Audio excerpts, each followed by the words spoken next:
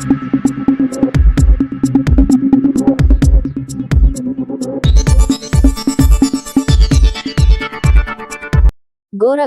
Preeclampsia दिवस पर जिला चिकित्सालय के प्रमुख अधीक्षक डॉक्टर जय कुमार DCS ने बताया यह एक घातक बीमारी है।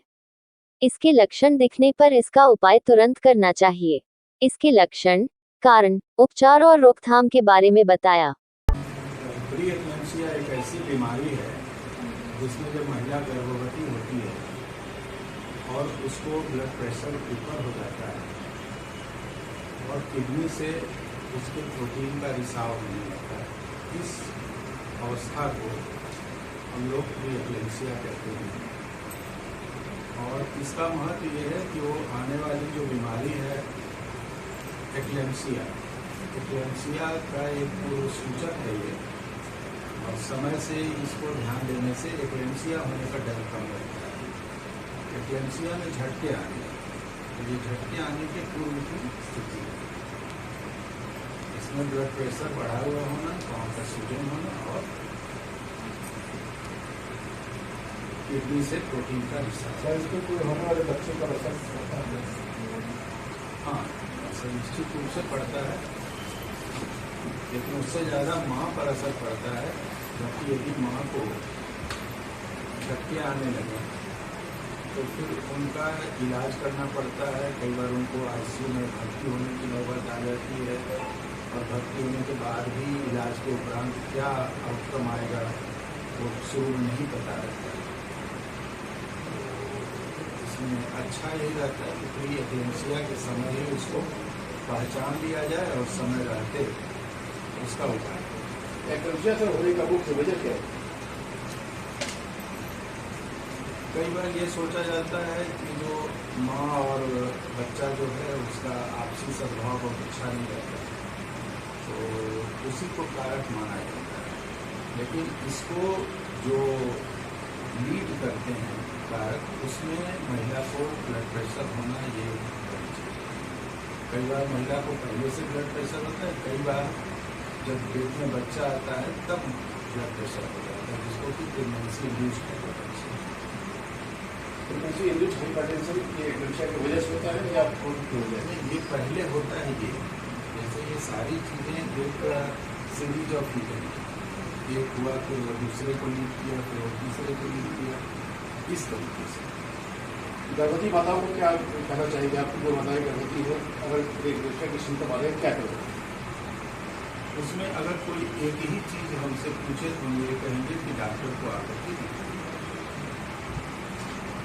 ऐसे भी हम लोग 4 बार एंटीनेटल विजिट के लिए लोगों से करते हैं, और यदि लोग 4 बार आते हैं तो उनका ब्लड प्रेशर नापा जाता है, उनका यूरिन टेस्ट किया जाता है, जो डॉक्टर के द्वारा उनको सलाह दी जाती है, तो वो समय से अपना एंटीनेटल चेकअप करा दें और जो भी डॉक्टर की सलाह है वो माने, इसी से उनकी सुरक्षा।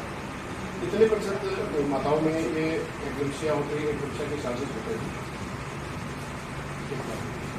Thank you sir. Eclampsia day ये क्यों मनाया जाता है, क्या मामला है इसका? प्रीक्लेम्पसिया डे इसलिए मनाया जाता है ताकि जो गर्भवती महिलाएं हैं उनको जागरूक कर दिया जाए, क्योंकि हाइपरटेंसिव डिसऑर्डर्स जो हैं वो लगभग 10% ऑफ प्रेगनेंसीज को कॉम्प्लिकेट करते हैं। और प्रीक्लेम्पसिया एक वैसी कंडीशन है जिसको हम प्रिवेंट कर सकते हैं। जैसे गर्भवती महिला अगर पहले से हाइपरटेंसिव है तो उसको क्रॉनिक हाइपरटेंशन कहते हैं। अगर 20 सप्ताह के बाद उसका BP 140 सिस्टोलिक और डायस्टोलिक 90 से ऊपर आ रहा है तो वो प्रेगनेंसी इंड्यूस्ड हाइपरटेंशन में आता है।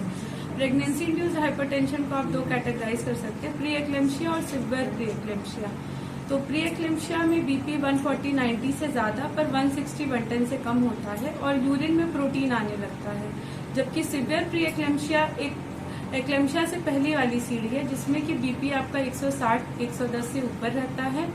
उसके साथ साथ गर्भवती महिलाओं को सर में दर्द, चक्कर आना, आंखों के सामने धुंधला दिखना, छाती में दर्द होना, ये सारे लक्षण भी आते हैं जिसको हम लोग डेंजर साइन कहते हैं, जो कि हम गर्भवती महिलाओं को बताते भी हैं कि अगर ऐसा कोई लक्षण आए तो आप तुरंत आके अस्पताल में दिखाइए। तो वजह क्या है? प्रीक्लेम्पसिया आप अगर इससे पहले की प्रेगनेंसी में अगर प्री एक्लेम्शिया हुआ है तो दूसरी प्रेगनेंसी में होने की संभावनाएं बढ़ जाती हैं। वेट अगर ओबीस पेशेंट है तो उसमें वैसे भी हाइपरटेंशन होने की संभावना रहती है। तीसरा है कि अगर पहले से हाइपरटेंसिव है महिला तो उसको भी प्री एक्लेम्शिया में कन्वर्ट होने के चांसेस रहते हैं।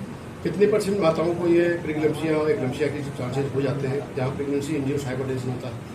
प्री एक्लेम्शिया अराउंड 10% हाँ प्रेगनेंसी। मैम इंग्लिश में एक फ्रेज है कि prevention is better than cure. तो क्या किया जाए कि प्रिवेंशन हो जाए, क्योर की जरूरत न पड़े?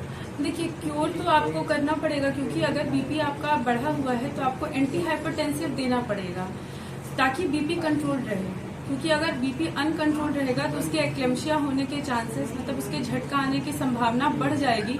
और अगर एक बार गर्भवती महिला को झटका आ जाता है तो वो एक बहुत सीरियस कंडीशन होती है जिसमें कई बार मैटरनल मॉर्टेलिटी भी हो जाती है। हम माँ को खो देते हैं, माँ और बच्चे दोनों को खो देते हैं। तो बस उस चीज को प्रिवेंट करने के लिए रेगुलर एंटीनेटल चेकअप के लिए जाएं महिलाएं। एक ऐसे सेंटर पे जाएं जहाँ पे आपके माँ और बच्चे दोनों की सुविधा हो। डिलीवरी एक ऐसे सेंटर पे हो जैसे जहाँ पे आपके माँ और बच्चे दोनों के लिए सुविधा हो, वैसे सेंटर पे डिलीवरी कराएं। एंटीनेटल पीरियड के दौरान लगभग हर 15-15 दिन पे विजिट करें, अपनी जांच कराएं। ब्लड टेस्ट होंगे, उनके ब्लड टेस्ट, यूरिन टेस्ट होंगे और अपने डॉक्टर के संपर्क में रहें। और जो अभी मैंने डेंजर साइन बताए जैसे कि सर में दर्द, शरीर में अत्यधिक सूजन, अत्यधिक वेट बढ़ रहा है, आंखों के आगे धुंधला दिख रहा है, सांस फूल रही है, ये सारे अगर सिम्टम्स आए तो तुरंत अस्पताल जाके देखा। इन डेंजर साइंस को लाइटली नहीं लेना है। क्या इन चीजों का इलाज पीएचसी वगैरह पर भी हो जाता है? नहीं, देखिए, या BP कोई तो स्पेशलाइज्ड? नहीं, बीपी तो आप किसी भी पीएचसी या सब सेंटर लेवल पे भी बीपी तो कहीं भी मेजर हो जाता है। बीपी, यूरिन टेस्ट, ये सब बेसिक टेस्ट है जो हमारे प्राथमिक स्वास्थ्य केंद्र पे हो जाता है।